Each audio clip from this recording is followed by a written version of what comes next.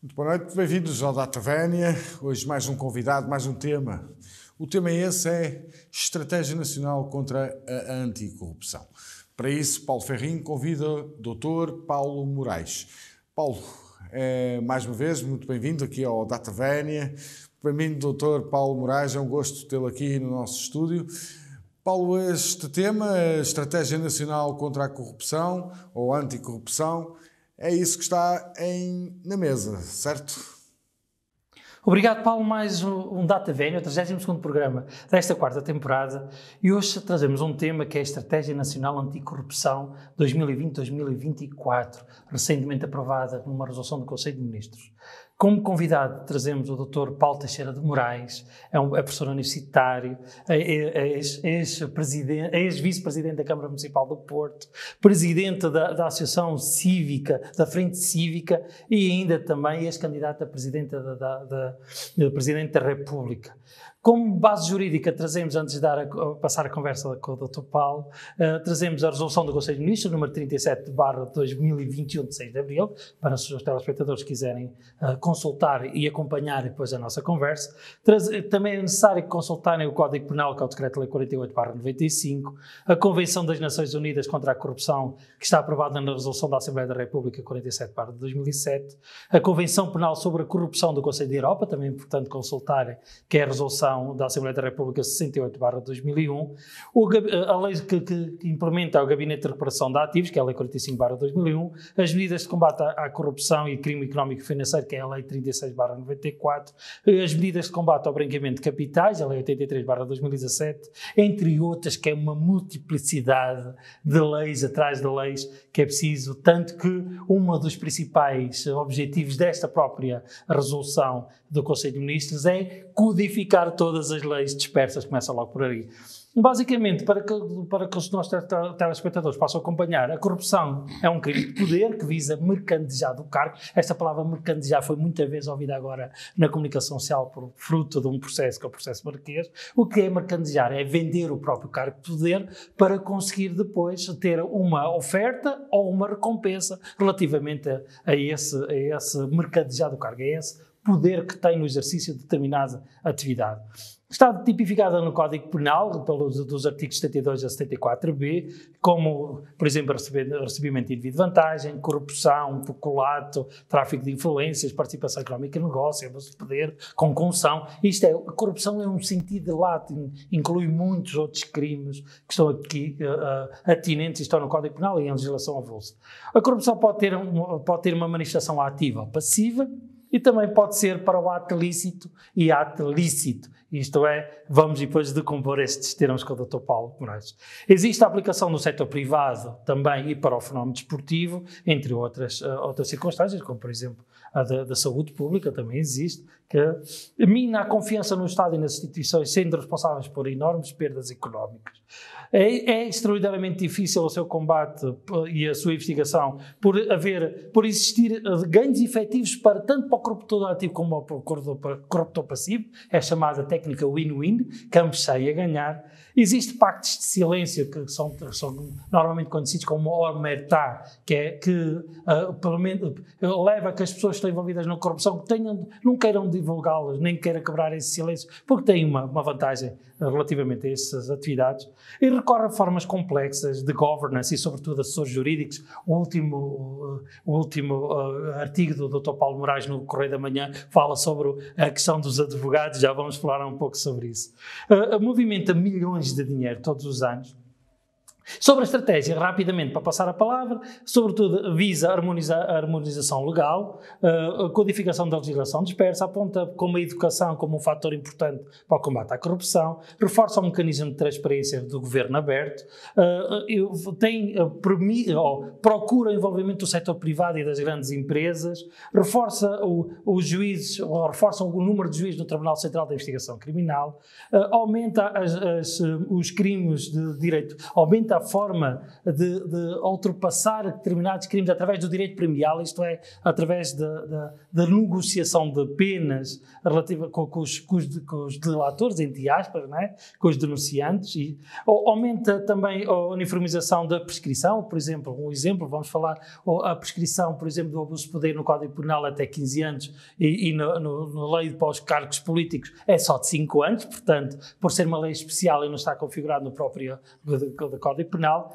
Define também a proteção dos denunciantes, a simplificação e desburocratização da investigação e fala de alguns reforços de meios humanos e técnicos. Como pontos fracos, são conceitos abertos e gerais, a maior parte dos termos estão aqui, não tem cronogramas definidos, deixa de fora as autarquias, o financiamento partidário e os gabinetes ministeriais. É ainda suficiente relativamente à contratação pública, que é um dos elementos de elevado risco para a corrupção. Cria organismos que vêm concorrer já com existentes, portanto, vai haver aqui conflitos positivos de competência que não sei como é que eles vão resolver, e, por fim, não é eficaz a travar a percepção pública sobre a disseminação da corrupção, tendo em conta que nós temos todos os anos aumentado essa percepção. Não sei se passei na prova, vamos falar um pouco agora com o Dr. Paulo Moraes. Doutor, conhecendo a resolução que é esta aqui do Conselho de Ministros, como o senhor conhece e já falou, já escreveu sobre ela, acha que isto é uma forma de empalear o português ou é mesmo para resolver o problema da corrupção? Muito obrigado pela sua presença. Muito obrigado pelo convite. Quero saudá-los a todos, a quem nos vê e ouve. Relativamente à matéria que em apreço, bastará ver a quantidade de legislação que referiu, a quantidade de diplomas, para perceber que isto não é, obviamente, simples. E o combate à corrupção tem que ser, do meu ponto de vista, muito simples, ou então não há combate possível. E é assim, antes de ir à Estratégia Nacional de Combate à Corrupção, que agora se chama Estratégia Nacional Anticorrupção, que é brincar a anticorrupção. Em primeiro lugar, porquê? Bom, o que é corrupção? Corrupção está tipificado, enfim, nos diplomas legais portugueses, mas a corrupção, tal como a define a Transparency International, que tem, aliás, um representante em Portugal, que é a Transparência e Integridade, a Associação Cívica, de que sou, aliás, com muita honra, fundador, define a corrupção como utilização de um poder delegado para benefício particular. Ou seja, cada vez que cada um de nós utiliza a função que tem, de jurista, de professor, seja qual for a função, para um benefício qualquer particular, está num ato de corrupção. Em particular, isto é grave quando estamos a falar de corrupção pública, que é aquela que mais nos preocupa, porque naturalmente também há corrupção nas empresas privadas. Mas seguramente que os gerentes, os administradores, os acionistas das empresas privadas terão cuidado em tratar da corrupção nas suas empresas. Então vamos aqui manter a nossa conversa relativamente à corrupção na administração pública e na política. Ora bem, quem tem um lugar político, seja no governo, no parlamento, numa câmara, seja onde for, e utiliza o lugar para proveito próprio, ou dos amigos ou da família, está num ato de corrupção. Isto acontece quando um vereador emprega um sobrinho, ou acontece quando um ministro faz um contrato nas rendas energéticas que vai favorecer um determinado grupo económico que lhe financia as campanhas eleitorais. Tudo isto é corrupção. É evidente que depois, no ordenamento jurídico, isto depois pode configurar vários tipos de crime. Corrupção, peculato de uso, tráfico de influências, prevaricação, etc. Mas eu julgo que o mais importante, pelo menos nesta conversa, nem é entrar nesses detalhes. É só tentar que as pessoas percebam que tipo de impacto é que tem este fenómeno da corrupção na vida concreta das pessoas. Ora bem, e porque como é um crime sem rosto e também sem vítima concreta, vítima, aparentemente. Sem rosto. Exatamente. E sem vítima, não é? Portanto, acaba por as pessoas não interiorizarem tem toda os a razão. impactos. Feito este ponto prévio, portanto, sempre que alguém utiliza um lugar público para se beneficiar a si, ou os amigos, ou a família, está em incorrer num ato de corrupção do seu ponto de vista social. Depois, qual é o crime, tecnicamente, e deixemos isso para os técnicos, para os juristas, para os magistrados, para os advogados, para os juízes. Mas em termos sociais isto é que é importante. Ora bem, para combater a séria corrupção em Portugal, em primeiro lugar é preciso ter credibilidade. E a atual ministra não tem qualquer credibilidade porque ela própria está envolvida em muitos processos um pouco obscuros. Se me permite, dou só esta nota. A ministra, para fazer a presidência portuguesa da União Europeia no âmbito da Justiça foi contratar para ser assessor um procurador que se chama Lopes da Mota, que foi ele próprio, há tempos, há uns anos, castigado, enfim, do seu ponto de vista disciplinar, na medida em que ele, enquanto procurador, quis sancionar colegas que andavam a estudar investigar o ex-primeiro-ministro José Sócrates. Foi o caso Freeport, não é? E mais, ele, Lopes da Mota, ameaçou os colegas que se o PS perdesse, então, a maioria absoluta, alguém iria pagar por isso. Portanto, é este cavalheiro que hoje é assessor da Ministra da Justiça. Bom, já sem falar do facto da Ministra da Justiça ter como marido um dos maiores lobistas portugueses, que é Eduardo Paes Ferreira, cujo escritório é dos mais promíscuos em Portugal, porque ao mesmo tempo tem elementos que defendem empresas privadas, nomeadamente na banca, e tem elementos que estão, como é o caso da Ana Paes Ferreira, familiar dele, no Fundo de Resolução da Banca. Ou seja, essa senhora, simultaneamente, defende os interesses públicos na banca e os interesses dos bancos privados no setor financeiro. Portanto, é este tipo de senhora que, inclusivamente, tem tido o cuidado de pôr pessoas da sua confiança na estrutura da Polícia Judiciária, etc. Portanto, para mim, a Ministra não tem credibilidade. Mas vamos ao documento. Claro. Que é um documento extenso e com muitas folhas e com muita narrativa mesmo. O documento, enfim, está dividido em 4 grandes partes, se quiser, e tem umas ideias boas, outras ideias más, umas medidas serão boas, outras más, mas o documento não é uma estratégia. Porque uma estratégia, enfim, que nós ensinamos aos alunos da universidade, pressupõe um conjunto de objetivos, as suas linhas mestras e depois a concretização, que já não é bem estratégia, já é tática para a concretização desta estratégia. Quer dizer, falta um cronograma e uma métrica. Não, falta sobretudo ter 2 ou 3 grandes ideias. Eu não subscrevo essa estratégia anticorrupção, deixe-me dizer, se isso fosse um trabalho de um aluno meu de mestrado, enfim, não chumbava, teria boa nota, o trabalho está bem elaborado, tecnicamente é um trabalho capaz, não é isso que eu ponho em questão, mas uma estratégia de combate à corrupção em Portugal, em 2021, só funciona se tiver 2 objetivos centrais. O primeiro é garantir à população que quem está envolvido em casos de corrupção tem uma grande probabilidade de vir a ser apanhado, desculpa a expressão, e rapidamente. Portanto, este é o primeiro objetivo. Encontrar todas as medidas legislativas e funcionais ao nível dos tribunais, da Polícia Judiciária, etc., que façam com que acreditemos que quem estiver envolvido em casos de corrupção, quem nos andar a enganar, é apanhado rapidamente e paga por isso. Segundo aspecto, que os ativos que nos são retirados por via dos fenómenos de corrupção são recapturados para a sociedade. Então, se não acontecer isto... O que está a dizer é, por exemplo, processos como o Monte Branco, que já andam há 10 anos, processos Marquês que andam há 7 anos, deixam de ser processos justos porque não são céleres na sua... Nada ou é não justo. são eficazes. Repare, se ao nível dos tribunais de família se funcionasse como nos tribunais que tratam de crime económico, provavelmente cada vez que nascesse uma criança e houvesse um problema de paternidade, ele ia saber quem é o pai aos 20 anos. E, portanto, a justiça, quando quer, é rápida. Em Portugal, quando há processos de paternidade, em que há pais que não reconhecem os seus filhos, etc., etc., todos conhecemos casos desses, a justiça aí é rápida. Mas a maior parte da justiça penal, o 95% da justiça penal é feita até 8 meses, portanto, é rápida. Falta os outros 5%, que normalmente são aqueles que aparecem na comunicação social. Não é injusto também esse tipo de afirmação para quem trabalha na justiça, os juízes, os magistrados, os polícias fazem investigação, porque a maioria das investigações correm bem dentro do prazo. É verdade. Quando há violência de algum tipo, muito rapidamente a questão é resolvida. Aliás, bastará pegarmos nos jornais diariamente que vemos que há assaltos, etc., que são resolvidos muito rapidamente. Mas o grande crime económico não é porquê? Porque, como todos sabemos, os criminosos da área da corrupção, com bons, bem assessorados por grandes escritórios de advogados, conseguem eternizar um prazo. Não é por acaso que, quer na área penal, quer na área administrativa, que também é conexa nos crimes económicos, exato, hoje um processo no Tribunal Administrativo tem média de duração de um processo de 36 meses. 38, salvo erro. Portanto, estamos a falar de mais de 3 anos. Obviamente, uma justiça que chega ao fim de 4 anos já não pode ser justa. Isto acontece porquê?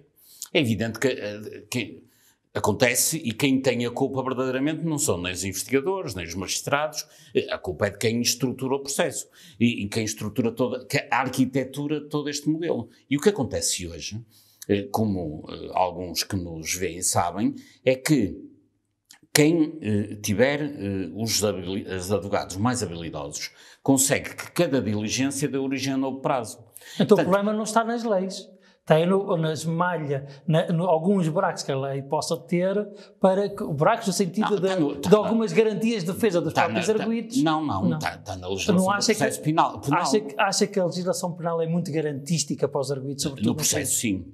Uma coisa é a lei penal, outra coisa é a lei de processo penal. Eu sei. Sim, mas em termos processuais, acha que os arguidos têm muita defesa, muita capacidade de defesa e de intervenção que leva a esses prazos dilatórios que eles conseguem arrastar os processos? Não é para defender os arguidos. Repare-se, neste momento, o Dr. Ricardo Salgado, no âmbito do processo Marquês, resolver pedir apoio jurídico porque disser que não tem dinheiro para o seu advogado, como sabe, o processo pode parar 2 ou 3 meses, enquanto a Segurança Social vai ver se a piscina do Dr. Salgado tem água ou não tem em casa.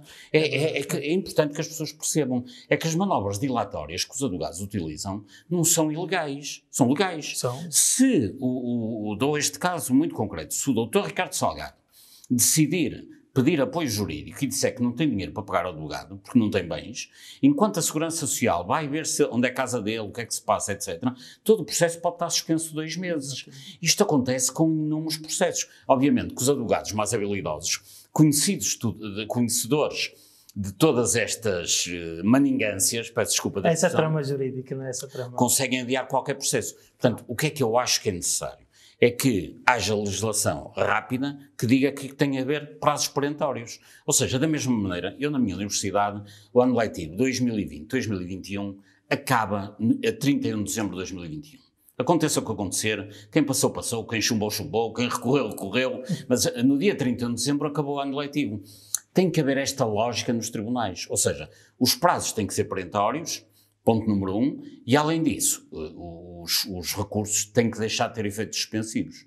Porque o que é facto é que, cada vez que um arguido desse tipo recorre, se tiver efeito suspensivo sobre a pena, é evidente que, sob o ponto de vista deles, é o que faz sentido. Ou seja, sabem que cada diligência dá origem a novo prazo. Cada vez que fazem o recurso tem suspensão das penas, então eles sabem que conseguem eternizar um processo durante 5, 6, 7 anos. Tem falado sobre o caso, por exemplo, do BPP, do Banco Privado, em que já foram condenados e continuam a não cumprir pena. Não é? E depois tem esse problema, é que os tribunais em Portugal demoram a tomar decisões. E quando as tomam, não as fazem cumprir. Dou esse exemplo, que referiu aí muito bem, quer dizer, João Rendeiro foi condenado em tempos a quase 6 anos de prisão efetiva. Não foi preso. Aqui há cerca de 3 semanas foi condenado novamente a 10 anos de prisão efetiva. Continua sem ser preso. Que moralidade tem uma sociedade? Mas há uma questão da presunção de inocência e das garantias de recurso e as garantias de um processo lawfare. Não. A presunção de inocência, contrariamente ao que passa na sociedade portuguesa, há muitos advogados desses habilidosos que dizem que a presunção de inocência é a partir do princípio que uma pessoa é inocente até que transite em julgado. É aquilo que está na lei. A sua... Não é isso. A presunção de inocência é um princípio constitucional, mas é um princípio de análise do processo, que é quando o juiz vai analisar o processo, se tiver dúvidas... Está diretamente ligado à culpa, não é? Se tiver dúvidas, presume o arguido inocente. Mas a partir do momento em que ele é condenado, já não há presunção de inocência nenhuma. A presunção de inocência é uma técnica jurídica para a análise do processo. A partir do momento em que ele é julgado, seja em primeira instância, a presunção de inocência... Como não transitou, essa condenação ainda é transitória. Não, mas é que a presunção de inocência não é um princípio... Pode vir a um Tribunal Superior a revogar essa decisão de primeira instância. Não é? Como é evidente, da maneira que eu, quando reprovo um aluno, ele está reprovado até que meta um recurso e pode vir a ser passado. E durante o período em que não pediu, digamos, revisão de prova, continua reprovado. Ou seja, quando alguém é condenado, a presunção de inocência, para mim, isso é claro, acabou. A presunção de inocência é uma técnica jurídica, não é um princípio divino. E, portanto, dito isto, e bastará ver como é que fazem nos outros países. Na maioria dos países europeus, quem é condenado em primeira instância e então em segunda instância, na relação, é imediatamente preso. Porque se esse tipo de arguidos fossem presos, e estivessem, digamos, nas cadeias, provavelmente já queriam que os processos se acelerassem. Então, defende que haja uma dupla conforme, isto é, bastante haver uma confirmação de um Tribunal Superior, defende que havia logo haver cumprimento de pena. É isso que está a defender. Eu defendo que... Condenado na primeira instância, condenado no Tribunal da Relação, era suficiente para cumprir a pena. Absolutamente. Se fosse para o Tribunal Superior, porque é para o Supremo, era sempre a título devolutivo e não suspensivo. Nomeadamente neste tipo de crimes, porque é por isso que eles demoram tanto tempo. Bom, mas já agora deixa-me dizer, é que mesmo no caso como João Rendeiro, como Arlindo Carvalho, e esses já foram condenados em todas as instâncias e depois não há cumprimento das penas. É que depois ainda há este aspecto, é que, enfim, penso que a maioria dos que assistem a este programa saberão isto, mas o facto é que um tribunal tomar uma decisão não é bastante para que ela seja cumprida, porque depois ainda há execução de penas. Que é um tribunal à parte, que é um tribunal diferente, que é um tribunal de execução de penas, que é outro órgão diferente. E aqueles que já tiveram experiências em tribunais sabem que muitas vezes chegam a um julgamento e ganham, e ficam todos contentes, e depois para a pena ser executada bem mais de não sei quantos anos. Exato. Isto não é admissível. Deixa-me dar-lhe outro exemplo. Na cidade do Porto, aqui bem perto, há um edifício que se chama Edifício Cidade do Porto, conhecido, enfim, na terra como o Shopping Bom Sucesso. Esse edifício, que foi construído ilegalmente, interminadamente, ao fim de 13 anos de litigância nos tribunais administrativos, o Supremo decidiu que o edifício tinha que ser demolido. No entanto, o edifício está lá. Ou seja, não isso só... aconteceu com o caso de Viana. O Supremo é diferente, porque o de Viana foi construído legalmente. Este aqui foi construído ilegalmente. Okay. O Supremo Tribunal Administrativo decide demolir. E mais, como o Tribunal Administrativo Norte não executou a pena, em 2020 há até uma deliberação a dizer que desiste de executar a pena. Isto é justiça a claudicar perante os interesses económicos. É justiça a dizer que é incapaz de cumprir as suas próprias penas. Vou aproveitar a sua experiência como vice-presidente da Câmara do Porto, que foi também responsável pelo urbanismo, para falar de duas coisas aqui. A questão, aqui no plano, nesta estratégia nacional, como eu disse, não se fala das autarquias locais. E as autarquias locais são responsáveis pelo maior número de processos de corrupção e investigação em Portugal. E normalmente ligado ao urbanismo, a alterações de PDMs, à contratação de pessoal, à contratação pública. Que tipo, acha que estas áreas são mesmo de elevado risco nas câmaras municipais e porquê? Dizer que é de elevado risco é simpático, elas são de risco absoluto, não é elevado risco, é assim. Nas áreas do urbanismo, acontece de norte a sul do país, enfim, o urbanismo, não temos aqui tempo para fazer essa análise, mas o urbanismo das câmaras municipais deve existir para, digamos, planear o território em função do que é o interesse da comunidade, o interesse coletivo.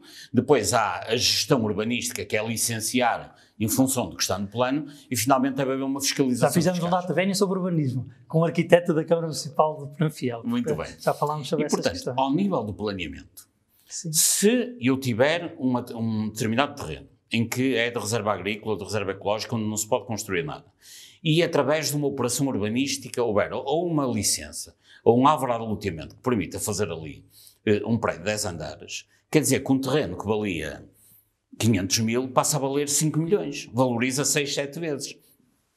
Isto acontece em todo o país permanentemente. Isto acontece, ou seja, há promotores imobiliários que têm capacidade de influência política, compram os terrenos baratíssimos, para não dizer de borla, conseguem valorizá-los da ordem dos 6, 7, 8... E porquê que não está aqui nesta estratégia? Consegue encontrar explicação? É claro que esse é um aspecto importante, poderia estar na estratégia, mas essa estratégia, como é um documento assim difuso e ambíguo, estar ou não estar é irrelevante. Okay. O que é importante é que houvesse esta vontade, que não há, de, em todo tipo de crimes que têm a ver com corrupção, se encontrar rapidamente os culpados, digamos, ou os inocentes, enfim, julgados de forma justa, e a seguir recuperar os ativos. E o que acontece invariavelmente é que quando há esse tráfico de solos, e se valorizam 5 e 6 vezes, deixe-me dizer de outra maneira, só há 2 negócios em Portugal que têm rentabilidades desta ordem. que é o urbanismo e o tráfico de droga. E o tráfico de droga, aliás, o urbanismo com uma vantagem face ao tráfico de droga, que é, apesar de tudo, no tráfico de droga há umas apreensões, há umas prisões, etc. Os promotores imobiliários alguma vez perdem os terrenos ou os edifícios. Normalmente acabam por ser condecorados. É no dia da cidade e ainda levam uma medalha porque fizeram um belo mamarracho e deram emprego a muita gente. Mas o que é facto é que eles conseguiram valorizações ilegítimas da ordem de 5, 6, 7 vezes.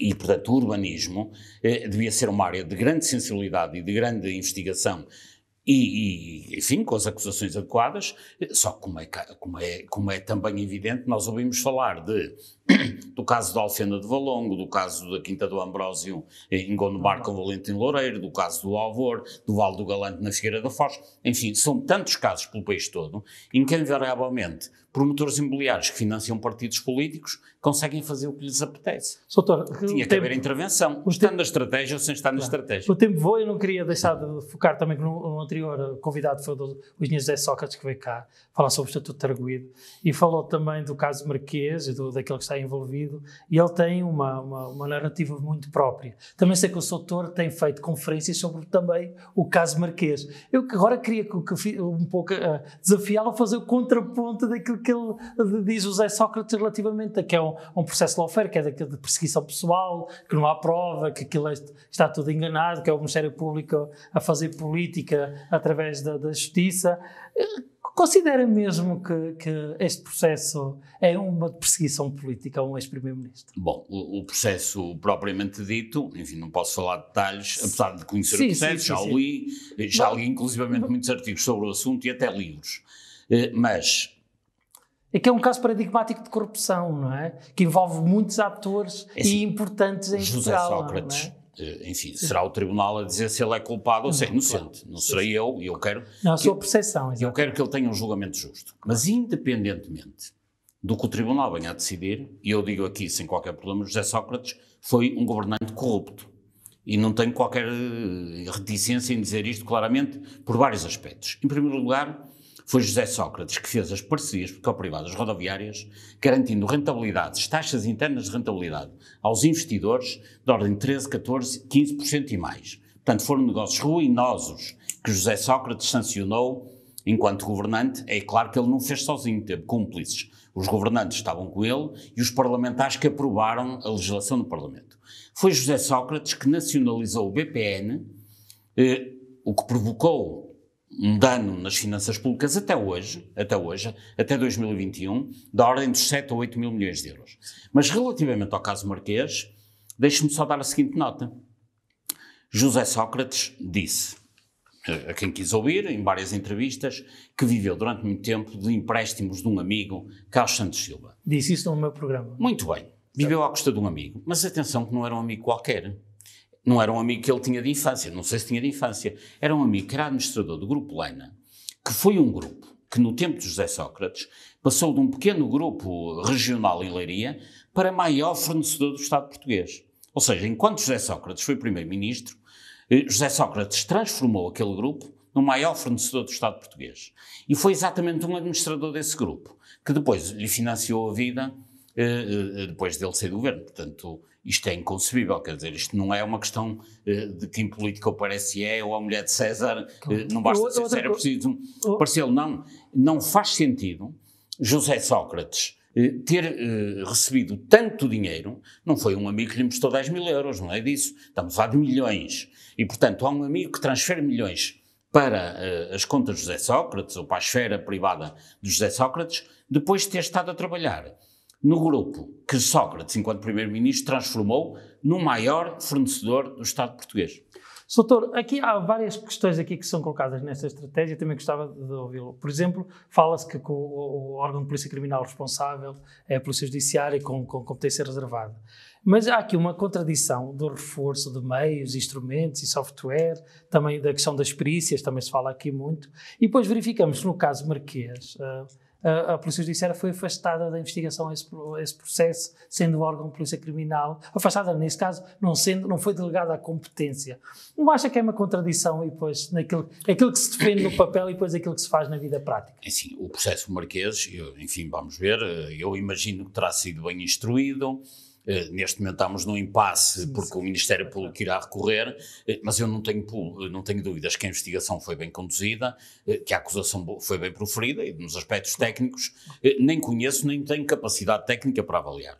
Agora, que todas aquelas negociatas em que Sócrates e os amigos estiveram envolvidos foram efetivamente negociatas, sobre isso eu não tenho dúvida. Não sou eu, obviamente, que o vou condenar, porque senão não era por saber tribunais. Eu espero que ele tenha um julgamento justo e tenha direito à sua defesa, mas faz sentido isto demorar tanto tempo? Sim, podemos acrescentar aí o caso BES, BPN, BPP, as PPs, que são todos processos que ainda vêm de há longos anos a serem investigados. E já sem falar do processo BES, que ainda nem sequer começou o julgamento, e já é um processo que vem de 2014, no mesmo ano em que Sarkozy, em França, quando presidente, foi anunciado tentativa de influência, nem sequer foi de influência, foi tentativa de influência, já foi julgado, já foi condenado.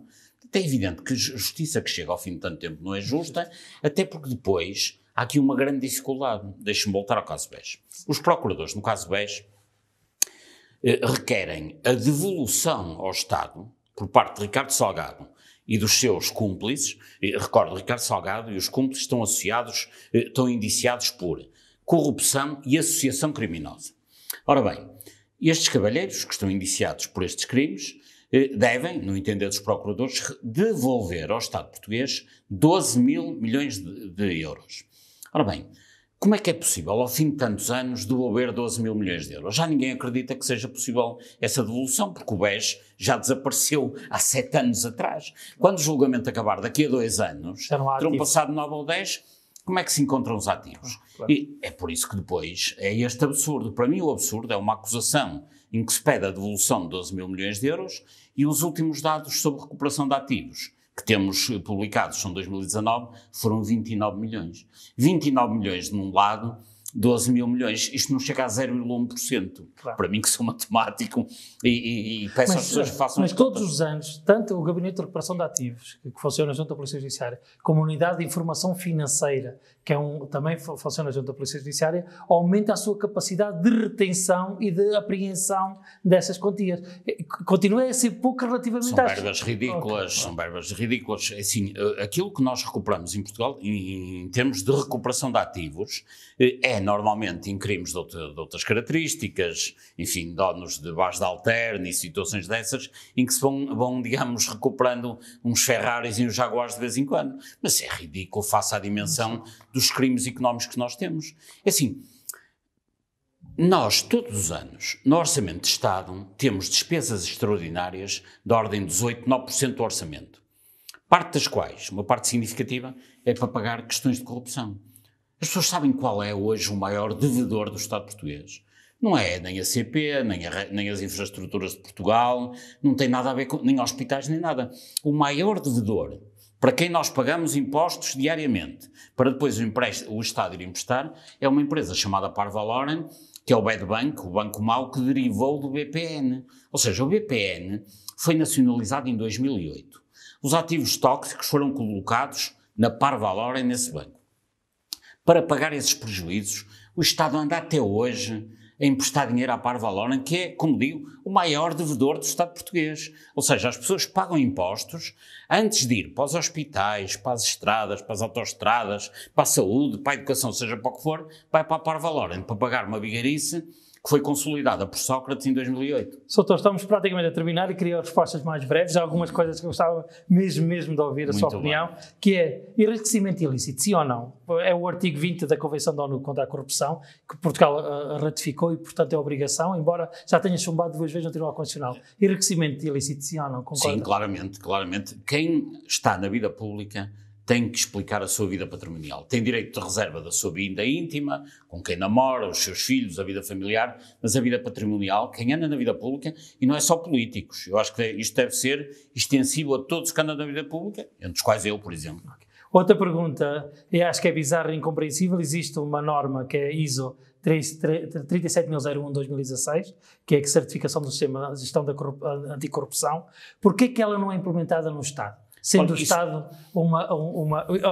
sendo vocacionada mesmo para certificar a corrupção e não está aqui nesta estratégia. Atenção, exatamente. Eu critiquei muito a estratégia por vários aspectos, entre os quais esses, que é esta norma, que refere ISO 37001, dedica-se exatamente só sistemas anticorrupção. Sistemas anticorrupção e de prevenção da corrupção na administração. Sabem quantas empresas... Bem, a primeira empresa privada que aplica essa norma a nível mundial é a Microsoft. E a Microsoft decidiu, inclusivamente, que não só eles aplicavam a norma, como os seus maiores fornecedores também tinham que aplicar. Eu fui à procura na administração pública, não há ninguém. Zero em Portugal, não é? Isso é uma questão que eu já perguntei há uma ministra da administração pública, Alexandra Leitão. E assim, em toda a administração, quantos organismos andam a aplicar essa norma, que recordo é 2016 a original e 2018 a transição para Portugal.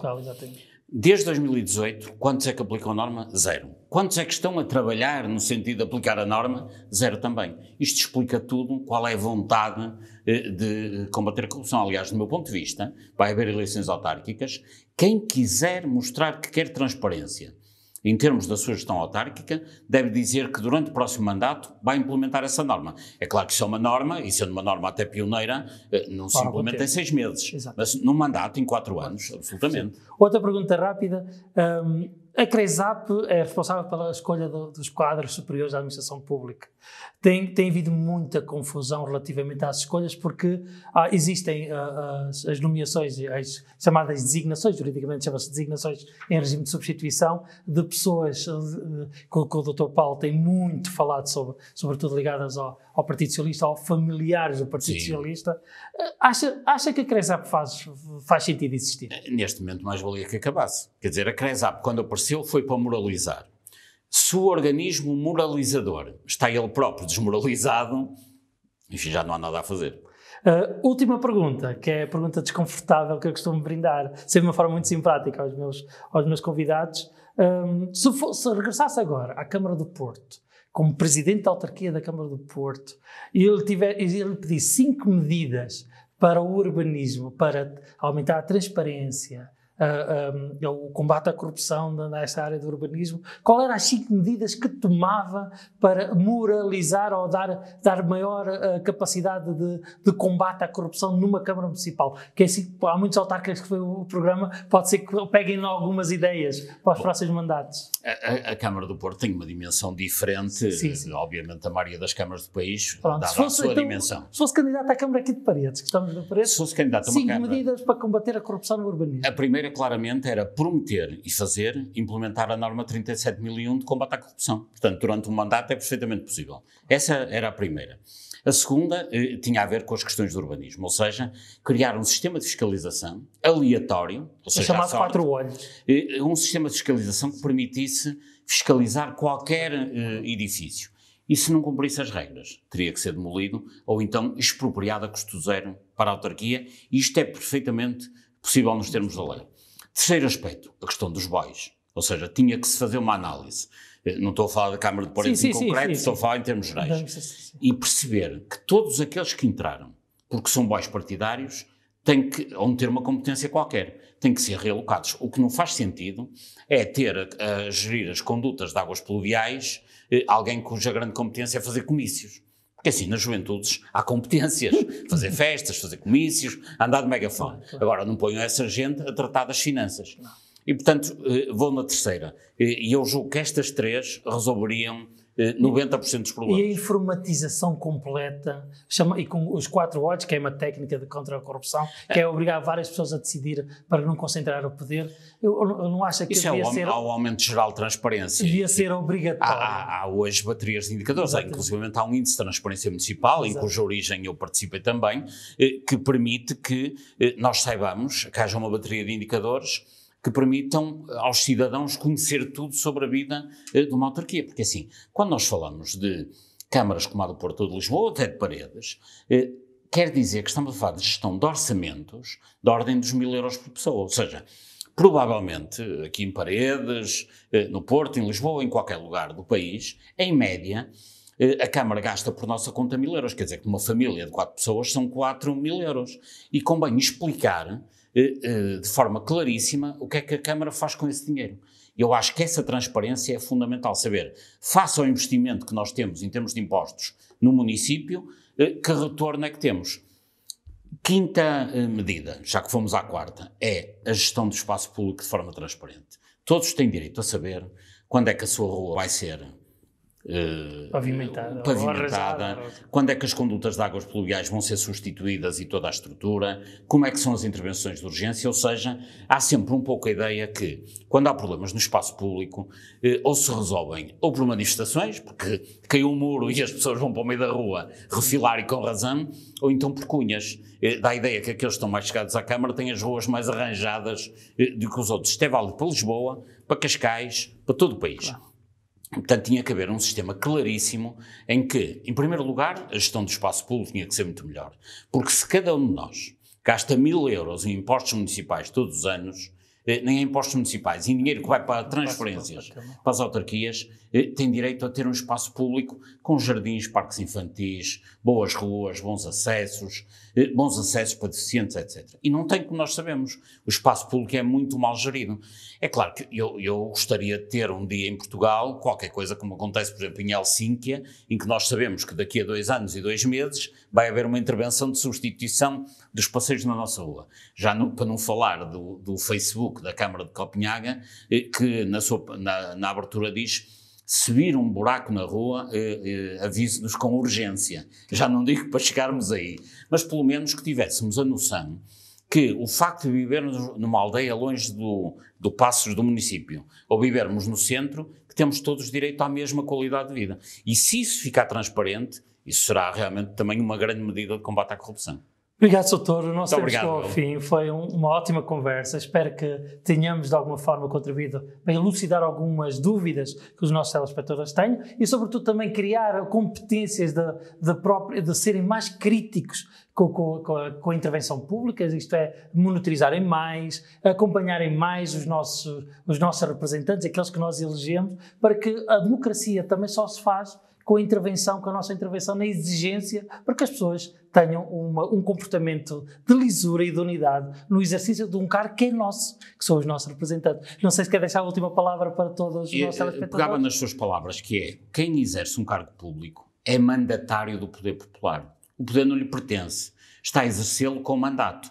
Se não houver uma atuação crítica por parte da comunidade, ele esquece de quem é o poder e deixa de ser mandatário e passa a ser mandante. Só que aí normalmente é mandato ao interesse próprio ou então ao serviço de interesses económicos, que já não são os interesses do povo. Portanto, para que eles sejam sempre mandatários, é preciso que o povo esteja sempre atento. É assim, nunca transformar os eleitos como... São sempre inquilinos e não donos dos mandatos. Exatamente. Voltamos para a semana com mais um programa. Agradeço ao Dr. Paulo Moraes a simpática presença e agora deixo a ti, Paulo, para a última despedida do Data Veni. Voltamos em breve para a semana. Muito obrigado.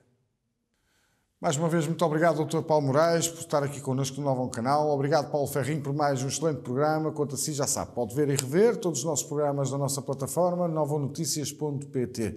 Será um gosto estar aqui e levar as notícias da região até si. Uma boa noite.